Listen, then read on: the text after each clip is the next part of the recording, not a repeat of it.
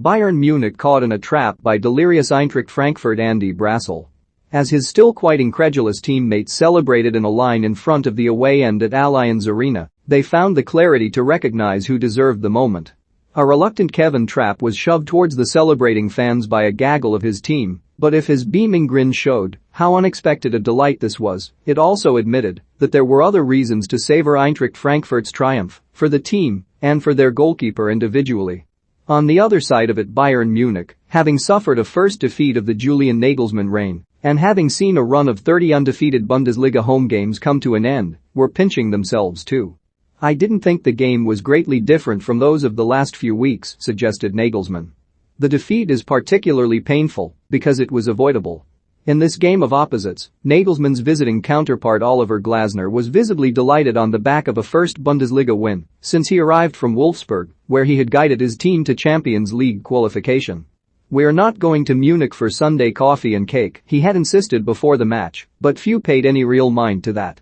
Did the coach even really believe it?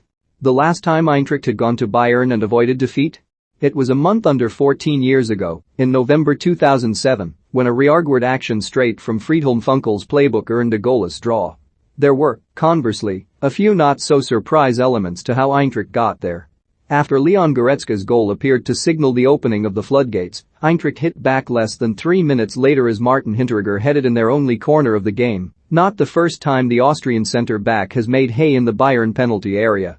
Then there was the winner, with Philipp Kostie scoring from the Philipp Kostie spot, wide left of the penalty area from the perspective of Eintracht attacking, almost too acute to get a shot off from until you recall the cleanness with which he drives a shot from there, even if the great Manuel Neuer might wince at the sight of the ball whizzing under his elbow on the TV replays. Martin Hinteregger and Philipp Kostie got the goals to give ad Eintracht a first ever win at the Allianz Arena and end the home side's 30-match unbeaten home run in the number Bundesliga. Pic.twitter.com AQ6 Bsquy in between. One figure stood between Bayern having another afternoon like all the others. "We knew that we needed an outstanding goalkeeper today," said Glasner, "and we had one. It was a particularly auspicious day for Trapp to shine." The former Paris Saint-Germain goalkeeper is a totem for the club, having returned in 2019 and is the club's highest paid player. He has also had a tough start to the season which could have been much worse. His inexplicable attempt to keep the ball in play at Borussia Dortmund on the opening day gifted Marco Reus an easy finish, only for VAR to spot the ball had gone out, and a fumble of Ondrej Duda's tame shot almost gave Köln a potential winner in Frankfurt last week, with the cameras again saving the day as Anthony Modest was pulled up for a tight offside after Florian Kainz finished the rebound. Errors are one thing, but the frequency and range of them, from handling mishaps to clumsy work with the ball at his feet, rung alarm bells.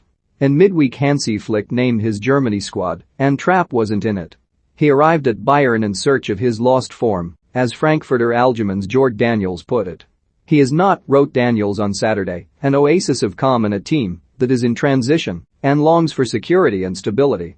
The sense that Trapp should be a beacon during a period in which Eintracht are moving on, having lost coach, sporting director, Friede Bobic, and last season's top scorer, Andre Silva, had brought his difficulties starkly into the spotlight. In front of Flick, who watched on from the stands, Trapp responded in the best possible way. He pulled off a string of saves when his team needed him most, from Leroy Sane, Serge Gnabry, a Robert Lewandowski header from point-blank range and, crucially, tipped over a Goretzka Pilgriver when the midfielder threatened an equalizer in stoppage time. He could not have done more. There was a little more to Eintracht's exploits than an inspired goalkeeper, of course. Glasner had indeed arrived with a plan to exploit the spaces behind Bayern when they pushed up even more aggressively than they had under Flick at times, which has been a calling card of Nagelsmann's team in recent weeks and is still to be perfected. Eintracht were brave when they had the opportunity, and in Kostie, who also set up Hinteregger's goal with a 19th assist this calendar year, they had the quality to take their chance. Kostie almost joined Lazio this summer, and losing the winger and Silva in the same summer would have been too much. Eintracht must be grateful they held on to him. If Kostie and Trapp are in form, Glasner has something to work with, and knowing how his predecessor Adi Hutter recovered from a tough start, they have reason to be ambitious. Leverkusen are now level on points with Bayern after an easy 4-0 win at Arminia Bielefeld on Sunday, carried by a Patrick Schick brace, but once again inspired by Florian Wirtz. Gerardo C1 welcomed a change of air for his players as they stopped for internationals, ahead of meeting Bayern in the first game after the resumption. Dortmund also went into their mini-hibernation with a win, edging Augsburg 2-1 in a game in which Marco Reus became the first player in the club's history to register 100 goals and 100 assists, setting up Julian Brandt's winner. The club will be relieved as Erling Haaland announced on Monday that he will not be able to join up with Norway. The Norwegian FA had been pushing to include the striker despite Sebastian Kell's insistence that he can't train, let alone play at the moment.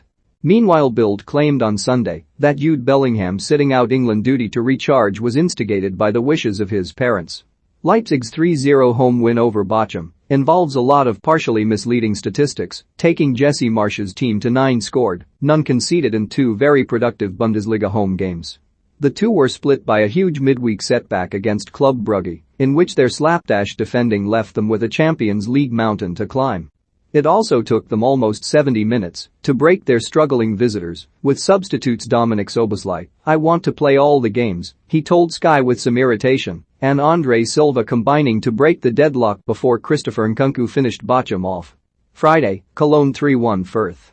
Sat, Dortmund 2-1 Augsburg, Hertha 1-2 Freiburg, Leipzig 3-0 Bochum, Stuttgart 3-1 Hoffenheim, Wolfsburg 1-3 Gladbach. Sun, Arminia 0-4 Leverkusen, Bayern 1-2 Eintracht Frankfurt, Mainz 1-2 Union Berlin. Mönchengladbach built on last week's win over Dortmund with an impressive victory at Wolfsburg, in which the youthful hue of Adi Hutter's team shone through.